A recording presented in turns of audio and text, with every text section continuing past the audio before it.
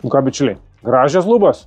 Dar įsivaizduokit, įsidės juodi LED profiliai, apšviesimas, bus lėlė.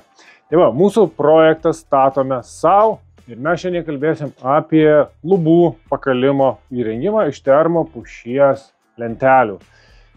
Beje, termopušies dailiai lentės atvažiavo iš Medžio bičių. Medžio bitės jau seniai skelbėsi, bet kokios medienės ekspertai. Konstrukcinė, statybinė, apdailinė, egzotinė, termo. Viskas vienose rankose. Įsitaisom patogiai, alyvavimas ir antroji dalis lubų montavimas. Važiuoja. Kągi bičiuliai, pirmas pakalimo etapas, mes ruošiamės lentas alyvavimui. Atrinkimas plus alyvavimas. Ar galima tai daryti ne namuose? Tikrai taip, yra pramoninis alyvavimas, kai kaina maždaug nuo 6-7 iki 11 eurų. Kodėl aš, pavyzdžiui, šitam projekte to nedarau? Pirmas dalykas, aš labai noriu jums detaliai parodyti visas operacijas, kurias darome, paaiškinti, dėl ko mes tai darome. Plius antras, aš iškart atsirenku lentas, padarau paruošiamuosius darbus, atrinkimo ir apfrezavimo, kuriuos man reikės daryti vėliau. Tai va, dvi priežastys. Gerai, einam dabar, aš papasakosiu. Čia yra mūsų visas išdėliotas konvejeris, kokios operacijos daromos ir dėl ko jos daromos. Pradėkim nuo lentos rūšiavimo. Mes turim AB klasės termopušies dailylentes.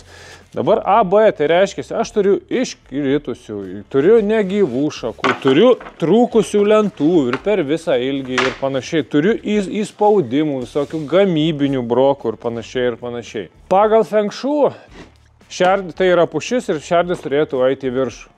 Šiuo atveju man vis dėlto, kadangi bus lubos, prioritetas yra, kad būtų gražus vaizdas.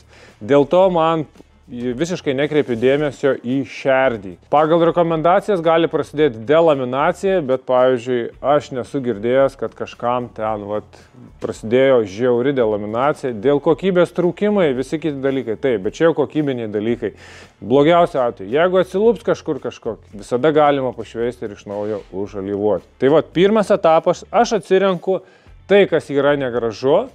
Antras dalykas, aš iškart, jeigu kažkur yra negraži šaka, aš ją deduosi į tą galą, kurį galiu pjauti, ir tas galas, kuris bus prie išėjimo. Išėjau ir man visas negrožis yra po virš galvos, pakėlęs galvą aš jo nematysiu. Tai va, pirmas etapas, aš atsirenku pusę ir įsigaudau tas visas negražias vietas. Toliau aš nusilyginu vieną galą, kuris pas mane eis į sieną. Taip, 90 laipsnių kampu, pjaunu, lyginuosi. Kitas etapas, aš iškart nusifrezuoju kantą, kad būtų gražu. Terasose šito etapo metu mes dar nusivaškuojam patį skersgalį. Šiuo atveju tai yra pakalimas ir skersgalį mes alyvą gerai prisotinsim. Ir kai turim galus, mes einam į mūsų šlifavimo liniją.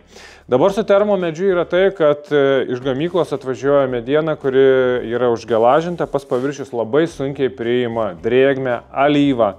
Tam, kad atvert poras, mes 150 rupumo švitrinių popierių dar praeinam ir nueinam tą gelažinimą ir plus mes sulyginam tuos visus neobliavimo nelygumus.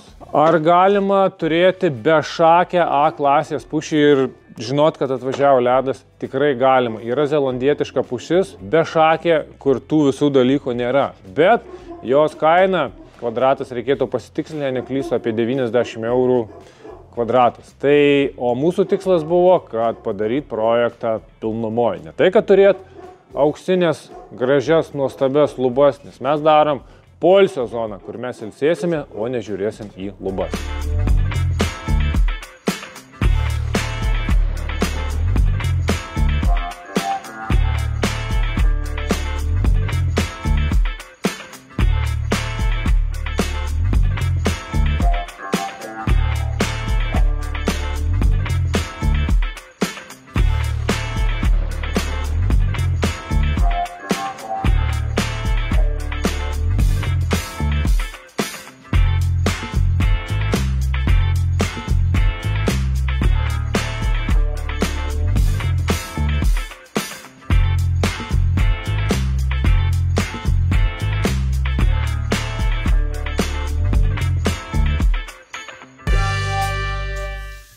Nu ką, smagioji dalis - meditacija, alyvavimas. Daug kas užduoda klausimą, ar verta alyvuoti prieš montavimą. Tik dirbtuvėse jūs galite užtikrinti temperatūrinį stabilumą viso alyvos brandos periodo. Brandos, taip, išdžiūsta, kada jūs galite užėti ant terasos per 4-6 valandas, bet branda ateina per 48 valandas, kada alyva įgauna savo tikrąsias savybės. Tik dirbtuvėse jūs galite užtikrinti, kad neužkaitint saulė, kad neperkais ir panašiai. Tik dirbtuvėse jūs galite užtikrinti, kad neužlis. Plius, tik dirbtuvėse jūs galite išalyvuoti visas 4 pusės savo ar pakalimų, ar terasinės lentos, ką beje rekomenduoja visi lentų gamintojai. Nes išalyvavus iš visų pusių apdirbus lenta mažiau įgeria drėgmės, mažiau vyksta tos drėgmės apsikeitimas, yra stabilesnė, mažiau deformuojasi, mažiau trūkinėjasi, tai yra jūs kokybiškiau ją paruošėt tolimesniam gyvenimui. Ar verta užsiimti pačiam alyvavimu? Prisipažinsiu, tai tikrai laikui labai imlus darbas. Plius, kaip ir minėjau, kaip ir matėt, mes prieš alyvavimą padarom pirminį lentų rūšiavimą. Tai yra prieš alyvavimą aš padarau darbą, kurį aš turėčiau padaryti vėliau. Todėl ar verta galite atsakyti tik tai jūs patys. Jeigu jūs ypatingai jautrus kokybė ir norite pats viską atsirinkti, taip. Jeigu jūsų laikas, kurį skiriate alyvavimą, pavyzdžiui, jūs negalite tą laiką kažkur kitur uždirbti pinigų papildomai, tada verta. Kitu atveju tikrai ne.